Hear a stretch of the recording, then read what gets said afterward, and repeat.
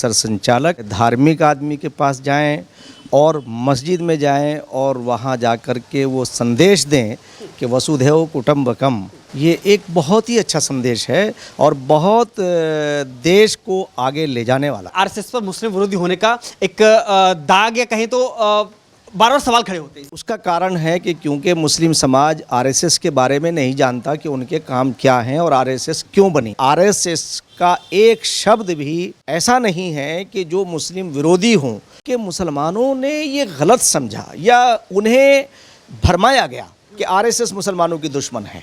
नरेंद्र मोदी जब से प्रधानमंत्री बने हैं कि उन्होंने एक नारा दिया, सबका साथ, सबका विकास, सबका विश्वास। इस नारे ने तथाकथित मुस्लिम लीडर्स की नींद हराम कर दी और उन्हें देखा कि अब हम मुसलमानों को कैसे समझाएंगे। तो अब एक ही चीज़ है उनके सामने, आरएसएस मुसलमानों की दुश्मन है, आरएसएस मुसलमानों को नुकसान पहुंचाती है, आरएसएस झगड़ा कराती है। नमस्कार, मैं हूं केशव मालान। राष्ट्रीय स्वयंसेवक संघ यानी कि आरएसएस के सरसंघ चालक मोहन भागवत की एक मुलाकात दिल्ली में एक उस इमाम से होती है जो कि मुस्लिम समुदाय से आते हैं, लेकिन इसके बाद में पूरे देश में चर्चा का विषय उनकी मुलाकात इसलिए बन जाती है कि मदरसे में जाकर के छात्रों से बातचीत करना और एक ये सवाल करना उन बच्चों से कि आपकी इस शिक्षा से डॉक्टर, इंजीनियर या वैज्ञानिक बनेंगे। यह सवाल आज चर्चा का विषय बना हुआ है, लेकिन उससे भी ज़्यादा चर्चा इस बात की कि मोहन भागवत का एक आरएसएस को कहीं ना कहीं मुस्लिम विरोधी तमगा जो दिया जाता है, जो आरोप लगाए जाते हैं, उसका मुस्लिम समुदाय के एक इमाम से मुलाकात करना और मदरसे में जाना। आज इसी खास मुद्दे पर बातचीत करने के लिए हमारे साथ मौजूद हैं मुफ्ती साहब। सर, बहुत बहुत स्वागत है आपका खबर इंडिया पर। लेकिन सरसंघ चालक मोहन भागवत की मुलाकात मुस्लिम समुदाय के घर पर जाकर के हैं, इसे आप कैसे देखते हैं? ये बहुत ही यानी खुश आइंद बात है और बहुत अच्छा संकेत इसका है कि सरसंचालक किसी धार्मिक आदमी के पास जाएं और मस्जिद में जाएं और वहां जाकर के वो संदेश दें कि वसुधैव कुटुंबकम, हम सब एक परिवार हैं। ये एक बहुत ही अच्छा संदेश है और बहुत देश को आगे ले जाने वाला है।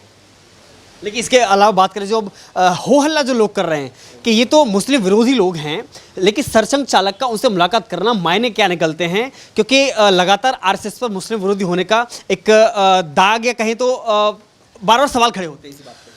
नहीं, दरअसल ये जो लोग मुस्लिम विरोधी होने का इल्ज़ाम लगाते हैं आरएसएस पर, तो ये मैं समझता हूँ इसमें कोई ये तथ्य नहीं है, बल्कि सच्चाई ये है कि जब दो कौमें या दो समुदाय या दो ऑर्गेनाइजेशन या कोई भी ऑर्गेनाइजेशन जब आपस में एक दूसरे से नहीं मिलेगा तो एक दूसरे के अच्छाइयाँ और बुराइयाँ मालूम नहीं होगी।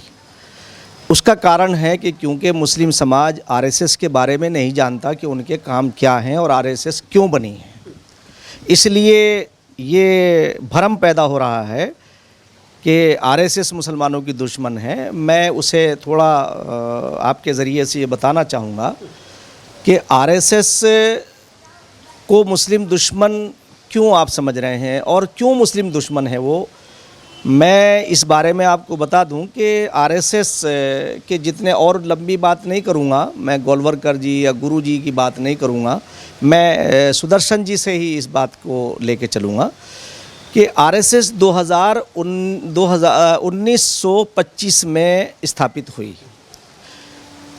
और इसके स्थापित होने का जो कुरीतियाँ हैं, जो छुआछूत है, उसे हम कम करेंगे और यूनिटी पैदा करेंगे।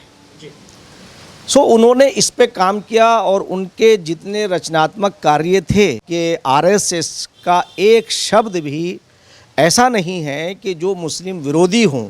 ये जो सारी ये जो भरमा चीज़ें थी कि जिससे लोगों को भ्रम पैदा हुआ कि आरएसएस भगवा भगवा भगवा करके इतना मुसलमानों के अंदर भ्रम पैदा कर दिया इन लोगों ने कि लगा कि उस कलर से ही लोग जो है वो दूर भागने लगे, जबकि हमारे फ्लैग में 3 कलर हैं। सबसे पहले जो है भगवा है ऊपर, उसके बीच में जो है वो सफ़ेद है और उसके बाद नीचे ग्रीन है।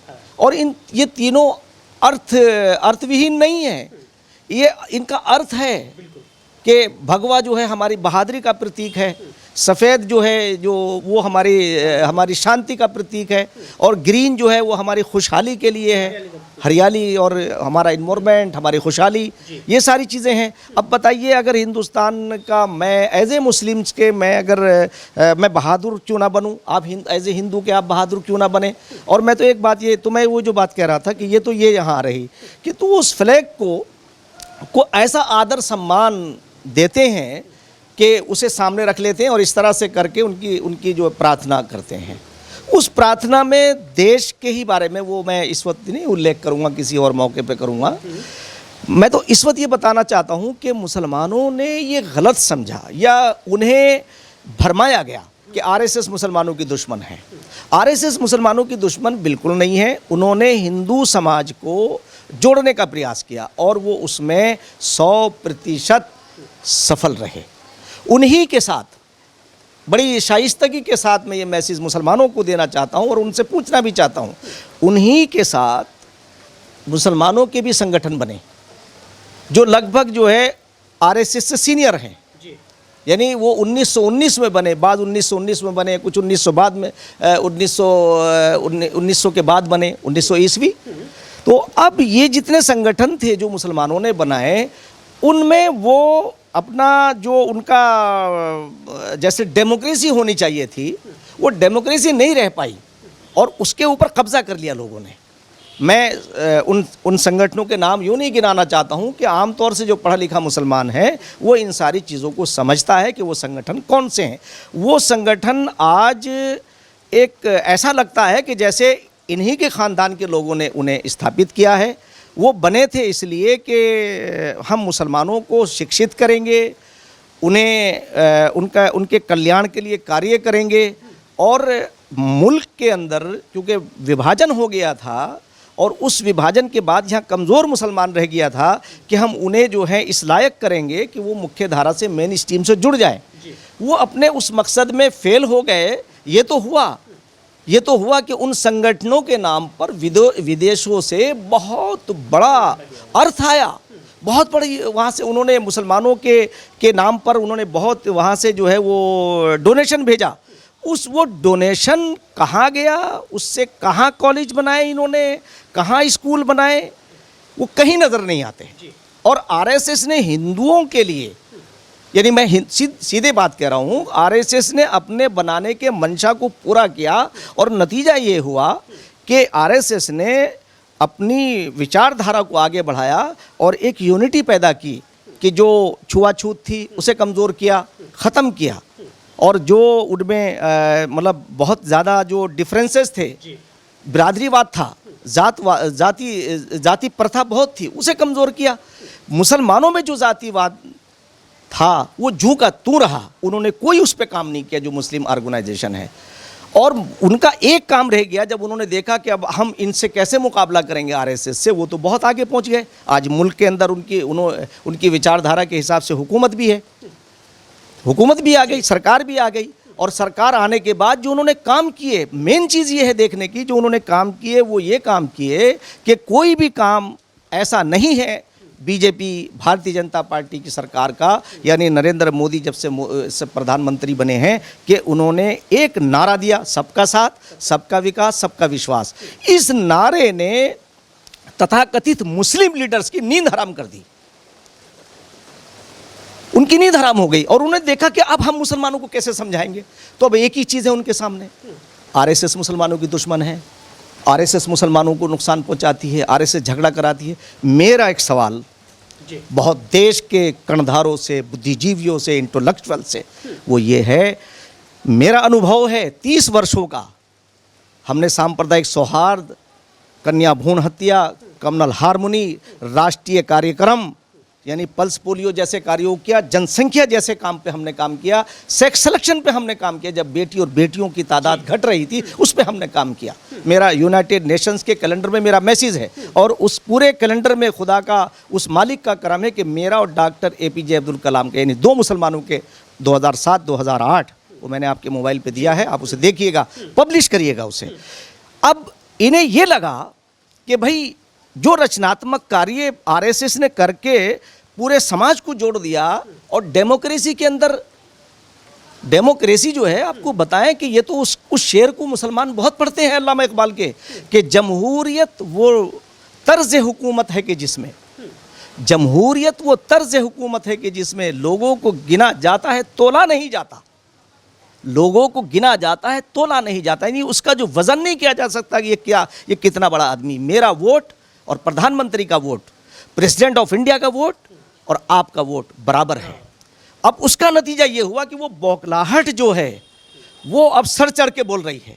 तो अब इन्होंने ये किया कि भाई आरएसएस ने फला जगह झगड़ा करा दिया, आरएसएस मुसलमानों की कातिल है, हिंदू मुस्लिम कर रही है। तो मैं आज आपको बताऊं कि ये संचालक मोहन भागवत जी, उनका ये पहला प्रयास नहीं, 19 साल पहले मैंने वो फोटो आपको दिए हैं। 19 साल पहले एक प्रोग्राम होता है और मस्जिद में होता है, और इसी मस्जिद में होता है जिसमें सुदर्शन जी भी आए थे और विष्णु हरि डालमिया जो अंतर्राष्ट्रीय अध्यक्ष थे विश्व हिंदू परिषद के अंतर्राष्ट्रीय अध्यक्ष थे। और महज इस बात के ऊपर हमने वो डायलॉग किया था कि आओ हम आरएसएस और मुसलमानों की जो दूरियां उसे कम करेंगे। और इत्तेफाक ये है कि केशव जी, उस प्रोग्राम का संचालन मैंने ही किया था। और ये भी सच्चाई है कि मैंने उस वक्त के जो प्रेसिडेंट थे जमील साहब, मौलाना जमील साहब, मैं जनरल सेक्रेटरी था, उत्तर प्रदेश का प्रभारी था। और एज ए जनरल सेक्रेटरी के, क्योंकि मेरी कौमी एकता, मैंने कुरान को जब पढ़ा कि हिंदू और मुसलमान सब एक मालिक की संतान हैं, एक ईश्वर का परिवार है, तो मैंने उस वक्त ये कहा था, मैंने मौलाना से कहा कि संसार का पहला ग्रंथ वेद है, अंतिम ज्ञान कुरान है, ज़रा उठा के देखो, दोनों का मूल एक है, हमारे दूध और खून के रिश्ते हैं, यानी हम सब एक नरो नारी की संतान हैं, आदम से आदमी और मनु से मनुष्य कहलाए हैं हम। और कुरान का पहला जो सेंटेंस है वो ये है, अल्हम्दुलिल्लाहि रब्बिल आलमीन। हम उस ईश्वर की तारीफ़ करते हैं, उसकी प्रार्थना करते हैं, उससे प्रार्थना करते हैं जो तमाम मानव जाति का पालने वाला है। पूरी कभी किसी और मौके पे इसका पूरा मैं ट्रांसलेट करूंगा आपके इसमें। तो मैं अभी तो ये कहना चाह रहा हूँ कि तो आरएसएस ने जब ये रचनात्मक कार्य किए और आरएसएस से जुड़े हुए, उस विचारधारा से जुड़े हुए नरेंद्र मोदी जी जब आए, तो उन्होंने आने के बाद कहा सबका साथ, तो उससे इन्हें ये परेशान हो गए। अब इन्हें रास्ता नज़र नहीं आ रहा है, तो अब ये समझ रहे हैं कि आखिर कहें क्या। तो मैंने जो अभी कहा कि 30 वर्षों का मेरा अनुभव है, जो मैंने ये सामाजिक कार्य किए हैं, सारा हिंदुस्तान जानता है।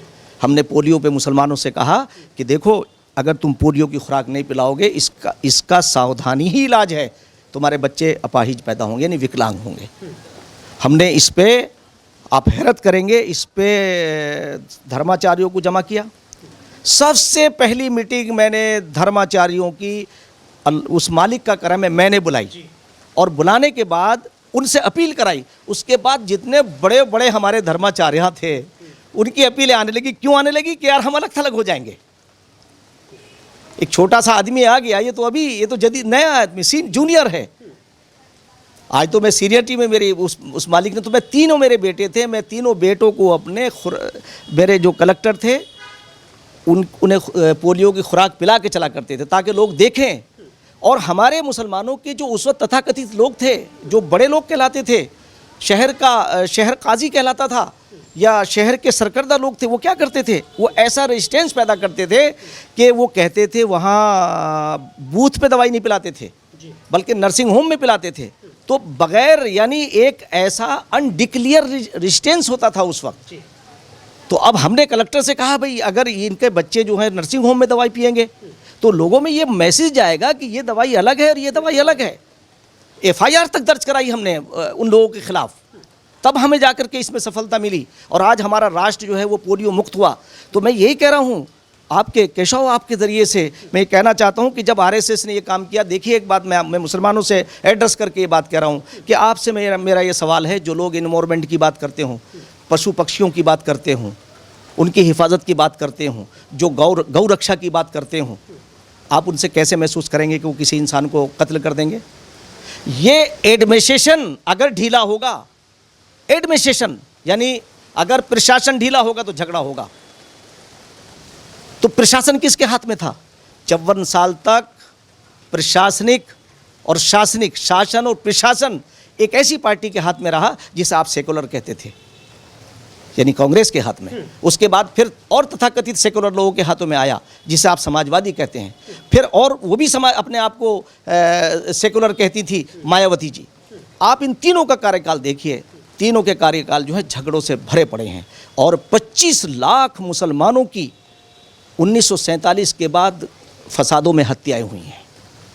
25 लाख, कोई शहर नहीं बचा हुआ। मेरठ मल्याना के अंदर जो कत्ल हुआ है, जिन्हें हिंडन नदी के अंदर डाला था, 70 लोग थे तकरीबन, आगे पीछे। आप ये देखिए, उस वक्त वीर बहादुर सिंह मुख्यमंत्री थे जो कांग्रेस के थे। अभी मुजफ्फरनगर में जब हुआ तो अखिलेश यादव थे, और अन्य जगहों पे हुआ सुत मायावती थी। अब जब से नरेंद्र मोदी आए तो दंगों पे रोक लगी। जब दंगों पे रोक लगी तो उसका फ़ायदा क्या हुआ? मुसलमान बच्चे मेनिटी स्टीम से जुड़ने शुरू हो गए। फॉर एग्जाम्पल, उन्होंने यूपीएससी को क्लियर किया, अभी कम आ रहे हैं, आगे और उसमें इजाफा होगा। हमारे बच्चे आईएएस और आईपीएस बने, आज वो कलेक्टर और कप्तान बनकर के सेवा कर रहे हैं देश की। वो मुख्य धारा में आए, डॉक्टर बने, इंजीनियर बने। ये तब बनेंगे जब सुकून होगा। पढ़ने के लिए सुकून चाहिए या नहीं? वो जब सुकून यानी शांति आई, शांति स्थापित हुई, तो हम आगे बढ़े। तो अभी इन्हें लग रहा है कि अगर ये मुसलमान जब पढ़ लिख जाएगा तो तुम्हारा वोट बैंक वो नहीं रहेगा। तो वोट बैंक खिसक रहा है, इसलिए मोहन भागवत के आने से दर्द हो रहा है।